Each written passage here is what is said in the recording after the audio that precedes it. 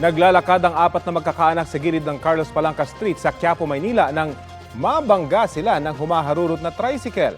Nakaladkad at pumailalim pa sa tricycle ang ilan sa kanila. Sugatan at nagpapagaling sa ospital ang nabanggang lola, anak niya at dalawang apo na edad 2 at 3 taong gulang. Sabi ng driver, posibleng pagod siya kaya nangyari ang insidente. Hindi raw niya alam kung nakatulog siya. Kakausapin daw niya ang mga biktima. Sa ngayon, wala pang naisasampang reklamo laban sa driver. Isang lalaki ang patay sa pananaksak sa Pasay. Ang suspect, dating karelasyon ng babaeng kinakasama ngayon ng biktima. Balitang hatid ni EJ Gomez. Nagpapahinga lang ang isang lalaki at isang babae sa loob ng kanilang tricycle mag-aalas 3 ng hapon nitong Martes sa may Diosdado Macapagal Boulevard sa Pasay City. Nang bigla silang sugurin ng isang lalaki at saka pinagsasaksak ang natutulog na lalaki. Dead on the spot ang biktima. Ating nag-proceed, ating kapulisan nag-proceed kaagad. So doon na nakita nila yung katawan ng isang lalaki duguan at wala nang buhay. Ang kasamang babae na live-in partner ng biktima walang tinamong anumang sugat matapos agad makatakbo papalayo sa sospek. Napag-alamang dating live-in partner ng babae ang sospek. So, ang nakita nating motibo nito parang silos. Nagkahiwalay sila itong tulang taon na to noong April. So sabi nga nitong ating suspect na pinagbabantaan itong ating witness ngayon na kung sino mang maging karelasyon niya, papatayin niya. Ayon sa pulisya, pare-parehong residente ng Quiapo, Maynila ang tatlo. Patuloy ang manhunt operation sa suspect na tumakas sakay ng motorsiklo matapos ang pananaksak.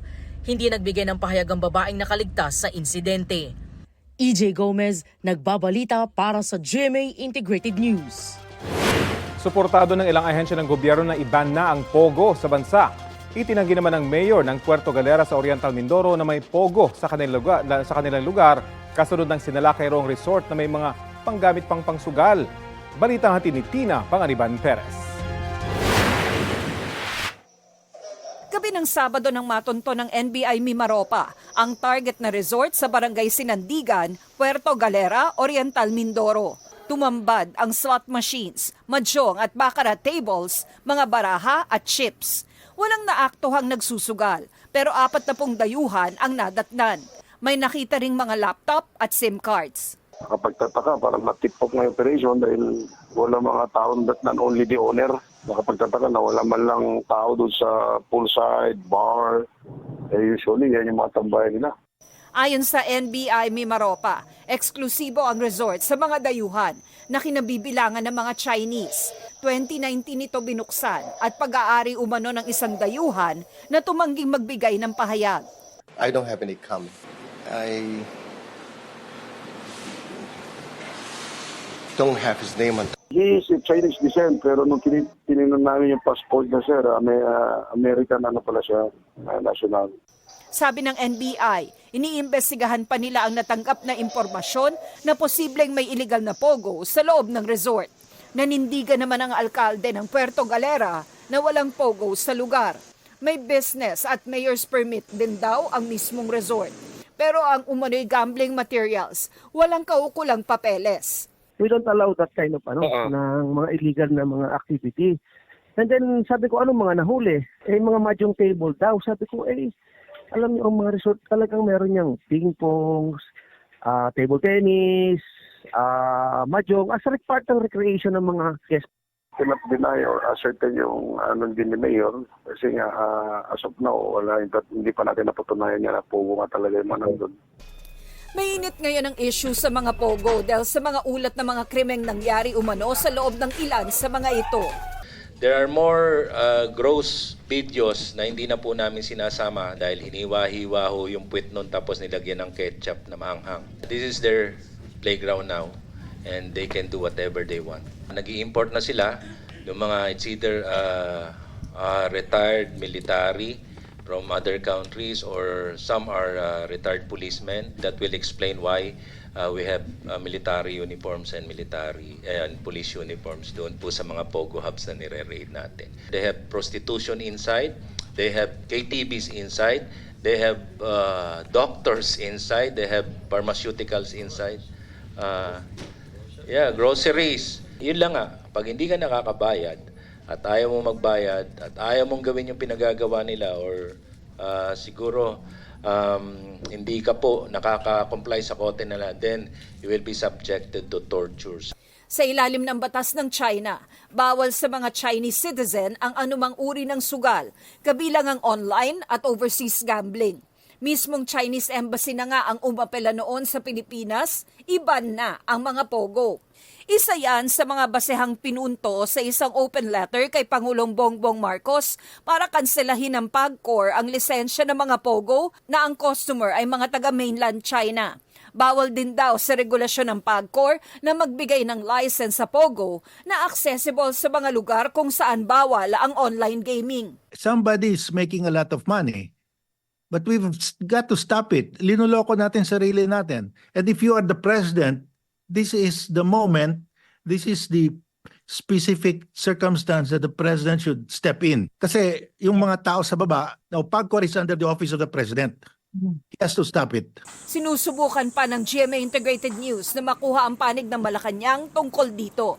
Sa pagdinig ng Senate Committee on Ways and Means, naghayag ng suporta ang mga ahensya ng gobyerno sa panukalang iba ng mga pogo na itinuturing na very serious national concern ng National Security Council.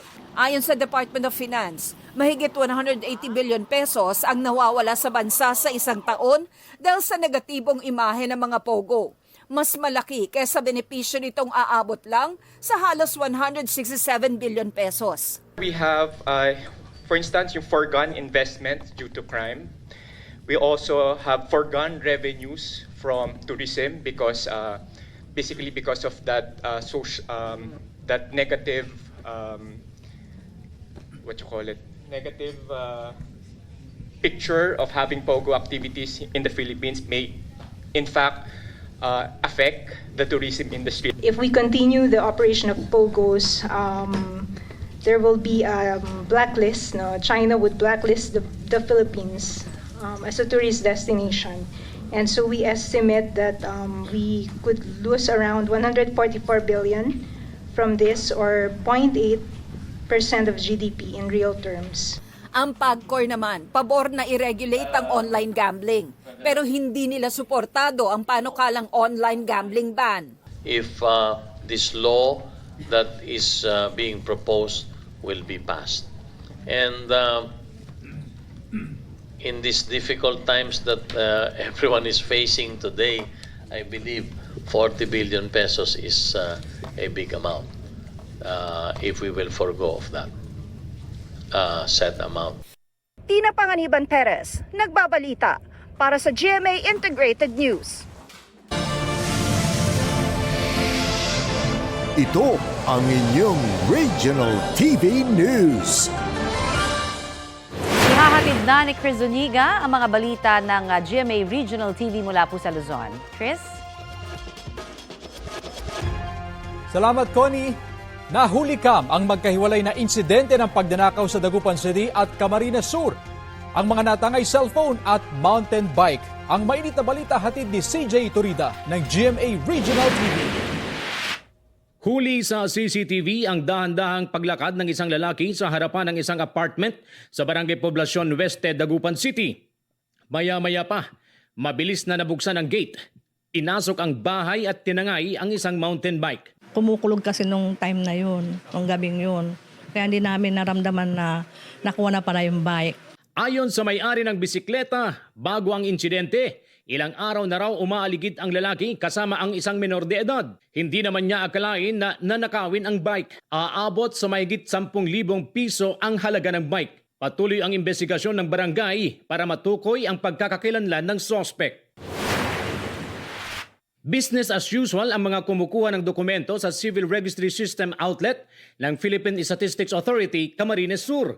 Habang ang isang babae, pasimpleng may kinuha sa upuan. Ang kanya palang dinampot, cellphone na pagmamay-ari ng isang babae na kumukuha ng Senomar para sa kanyang kapatid. Hindi niya raw napansin na nahulog pala ang kanyang cellphone sa upuan. Ano, makonsensya po siya ali man po kaya to sa pinagalan ko. Pero ang bulang ko man po itong pagalang kwartang to tsaka itong cellphone na to. May intensyon na eh. Kung makita mo yung galaw ng babae na nakunan po doon sa PSA, may intensyon na siya. So, papasok na siya sa TED. Hinahanap pa ang suspect. Dead on the spot ang isang motorcycle rider at kanyang angkas matapos sumalpok sa nakaparadang trailer truck sa Maharlika Highway sa Candelaria, Quezon. Ayon sa Candelaria Police, nakahinto sa gilid ng highway ang truck, nagsumalpok doon ang motorsiklo. Mabilis daw ang takbo ng motorsiklo. Nagtamo na matinding pinsala sa ulo at katawan ng dalawang biktima na walang suot na helmet. Posible rin daw na nasa impluwensya ng alak ang dalawa. Nasa kustodiya na ng pulisya ang driver ng trailer truck para sa investigasyon. Wala siyang pahayag. CJ Torida ng GMA Regional TV, nagbabalita para sa GMA Integrated News. Nakatakdang magsagawa ng pagsusuri ang mga otoridad sa Baguio City para matukoy ang structural integrity ng nasunog na bahagi ng Maharlika Livelihood Center. Sa Facebook post ng Baguio City Information Office, sinabing naibalik na rin ang light at sewer lines sa naapektuhang bahagi ng establishmento. Nagpaabot na rin ng tulong ang LGU at DSWD. Ayon sa mga otoridad, nagsimula ang sunog kahapon sa parking area ng gusali at kumalat sa ilang stall. Tinatayang mahigit sa 15 milyong piso ang pinsala ng sunog. Pinaghahanap na ng mga otoridad ang umunoy head nurse sa National Kidney Transplant Institute o NKTI na itinuturong utak sa Kidney for Sale scheme na nabisto sa San Jose del Monte, Bulacan. Balita hatid ni John Consulta. Wala nga ako cellphone. Patay lahat na cellphone. Sa bahay na ito sa San Jose del Monte, Bulacan, naatunton ang mga umunoy biktima ng organ trafficking. Siyam ang nasagip, 4 sa kanila naoperahan na sa bato o kidney. Ikaw yung bagong opera? Ano pangalan mo? Taga-NBI. Ikaw yung bagong opera? Ay, hindi po. Relax lang ha. Yan. Dito kami para tulungan kayo. Ang iba naman, ooperahan pa lang. Na-recover din ang ibabayad sana sa mga nagpapagaling sa kidney transplant. Nabisto ang hideout dahil sa tip mula sa isang impormante. Nakuha na yung kidney, hindi nila binayaran. So, itinuro yung place kung saan nandun yung mga nakuhanan na ng organ. Nung na-establish nga natin na meron talagang lugar na inaayos ito mga traffic victims, ay nag-coordinate tayo sa DSWD. Nagre-recruit po sila sa isang Facebook group. Kinakandak po yung pag-extract and pag-transfer ng kanilang kidney sa various hospital. Most of them Filipino. Yes. But meron pong information kaming nakuha na may foreigner din. Andun po sila ng 3 to 4 months. Inclusive na po doon lahat ng procedures, like for example yung pagko-cross-match nila doon sa kanilang recipient ng kidney and yung pagpapagaling nila matapos silang operahan. Ang 20 anyos na nakuhanan ng kidney, dobleng sakit ang nararamdaman. 2,000 piso lang daw kasi ang ibinayad sa kanya. Malayo sa pangako na pang-enroll niya sana sa pasukan. Magkano ang ipinangako sa inyo? 200 po. Tsaka gipitan lang po. Sabi po kasi nila okay lang po pag na wala po isang kidney. 3 suspect ang arestado. Nagbenta na rin daw sila noon ng kanilang kidney dahil sa matinding pangangailangan. Simula umpisa hanggang sa maoperahan. Hanggang po ito sabi sa amin. Kaya napaniwala po kami. May pagsisisiman po ako pero ang tinignan ko na lang po dito is para po nga sa mga anak ko. Dahil gagawin ko po lahat para sa 2 anak ko. Ayon sa NBI-NCR, ang pinaka-modus daw ng grupo ay pinagpapanggap nila ng mga kasambahay ng mga kidney recipient ang kanilang mga magiging kidney donor na na-recruit na matagal na rin nila itong mga kasama para payagan silang makapasok sa loob ng ospital at maisagawa ang kidney transplant. Sa loob ng 1 taon, 20 kidney transplant na raw ang na-facilitate nila. Ayon sa NBI, isang head nurse ng National Kidney Transplant Institute o NKTI ang lumalabas na utak ng grupo. Because working at the National Kidney and Transplant Institute, kumbaga doon naman lumalapit lahat ng mga nangangailangan ng transplant. Doon siya nakakuha ng mga customers. Iniimbestigahan na ng NBI ang iba pang medical professional na sangkot sa kidney for sale scheme. So far po, ang na-identify sa sinumpaang salaysay ay 3 na doktor. Ang NKTI, kinumpirmang empleyado nila ang nurse na binanggit ng NBI. Gumugulong na raw ang sarili nilang imbestigasyon kaugnay nito. Dagdag pa ng NKTI, tanging lehitimong transaksyon lang kaugnay ng organ donation at transplant ang kanilang kinikilala. Nasampahan na ng reklamo Expanded Anti-Human Trafficking Act ang 3 na aresto at head nurse ng NKTI na at large pa rin hanggang ngayon. Kapag napatunayang may sala, posibleng makulong ng 20 taon at pagbultahin ng 1 hanggang 2 milyong piso. Mahigpit na pinagbabawal sa batas ang pagbenta o pagbili ng kidney o kahit anong human organ. John Consulta, nagbabalita para sa GMA Integrated News. Kasabay ni Vice President Sara Duterte, epektibo na rin po sa July 19 ang courtesy resignation ng 5 pang opisyal ng Department of Education. Kabilang po sa kanila si DepEd spokesperson and Chief of Staff Undersecretary Michael Powa. Nag-resign din ang 1 pang Undersecretary at 3 Assistant Secretaries. Ayon kay Powa, ang kanilang pagbibitiw ay para bigyang daan si incoming Education Secretary Sonny Angara na pumili ng kanyang team. Hindi naman ito minamasama ni Angara at naghahanap na raw sila ng kapalit. Bukas, magpupulong sina Angara at Vice President Sara Duterte kasabay ng formal turnover. Abala na ang mga guro at magulang sa paghahanda para sa panibagong school year ng mga estudyante. Sa bilihan ng gamit sa Taytay Rizal, hindi gumalaw ang presyo ng ilang school supplies. Balitang hatid ni Oscar Oida.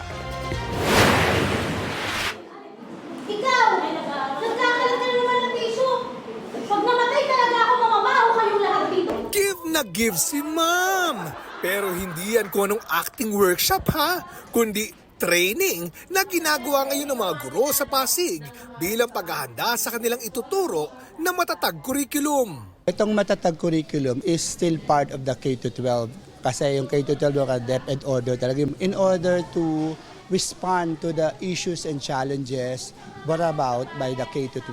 For example, yung mga overcrowded curriculum, and then imbalanced cognitive demands. Dito sa Rizal High School sa Pasig, sisimula na raw ang kanilang brigada eskwela sa Biyernes. Bagay na napakahalaga umano dahil inaasahan nilang aabot sa 13,000 ang kanilang mga mag-aaral ngayong taon. Mas marami sa naitalang 12,600 noong nakaraang school year. Ngayong linggo hanggang sa susunod na linggo ay tuloy-tuloy na yung paghahanda namin. Kagaya ng aming mga classrooms, as well as yung aming mga teachers. Kumpiyansa naman ang kanilang pamunuan na sasapat ang kanilang 285 classrooms sa inaasahang dami ng mga estudyante. Bukod sa mga gurong abala sa paghahanda sa mga paaralan, abala na rin ang mga magulang sa pamimili ng gamit at uniforme ng kanilang mga anak. Sa Market Road sa Taytay, marami na ang namimili. Si Aling Nerissa, dumayo pa dito mula Occidental Mindoro para mamili ng gamit pamasok ng mga pamangkin. Kailangan po talaga magtipid sa hirap po ng buhay. Doon po tayo sa medyo mura pero may kalidad naman po. Sa pwesto ni Aling City, di raw nagtaas ang presyo sa uniform na nasa 150 hanggang 300 pesos. Basta may tubo ko ng konti, pwede lang. Ang school supplies, hindi raw gumalaw ang presyo. Nasa 25 to 28 pesos ang notebook. 18 to 40 pesos ang notepad, 8 to 10 pesos ang lapis, depende sa klase, 10 pesos ang ballpen, nasa 20 pesos ang isang box ng crayons na may 12 piraso, mga pencil case na 30 to 50 pesos ang halaga, at school bags na may presyong 250 to 400 pesos. Oscar Oida, nagbabalita para sa GMA Integrated News. Tumutulong na po ang National Bureau of Investigation para mahanap si suspended Mayor Alice Guo. Pinagsabihan ko na ang aking Region 3 commanders na mag-conduct na ng makatulong kami sa Senate sa paghahanap kay Mayor Guo. Sabi ni NBI Director Jaime Santiago, yan ay kahit wala pa silang natatanggap na formal na request mula sa Office of the Sergeant at Arms ng Senado. Pero magbibigay raw sila agad ng impormasyon kaugnay sa kanilang pinapaghahanap. Batay po sa kampo ni Guo, nasa Pilipinas pa ang alkalde. Ipinapaaresto ng Senado si Guo dahil sa ilang ulit na hindi pagdalo sa mga pagdinig kaugnay sa sinalakay na Pogo Hub sa Bamban, Tarlac. Noong nakaraang linggo, naghain ng petisyon ang kampo ni Guo sa Korte Suprema na ibasura ang sapina ng Senado. Binigyan na ng Korte ang Senate Committee on Women and Children ng 10 araw para magkomento kaugnay rito. Happy Wednesday mga mare at pare! Nasa bansa si Miss World 2023 Cristina Piscova para sa Miss World Philippines 2024 Coronation Night sa Biyernes. Mainit na sinalubong ang beauty queen sa Terminal 3 ng Ninoy Aquino International Airport kagabi. Kasama niya si Miss World Organization Chairman and CEO Julia Morley. Chika ni Julia, bukod sa Coronation Night, bumalik sila ni Cristina sa Pilipinas para makiisa sa isang charity event na dedicated sa mga kabataan. Ano naman kaya ang nilook forward ni Cristina sa kanyang pagbabalik? I'm really happy to be back. My goal is to go explore a little bit of the beach and the highlands. I'm happy to meet all the contestants and to choose the new Miss World Philippines. Kapuso, para sa mga maiinit na balita, mag-subscribe sa GMA Integrated News sa YouTube. Sa mga kapuso naman abroad, subaybayan nyo kami sa GMA Pinoy TV at sa www.gmanews.tv.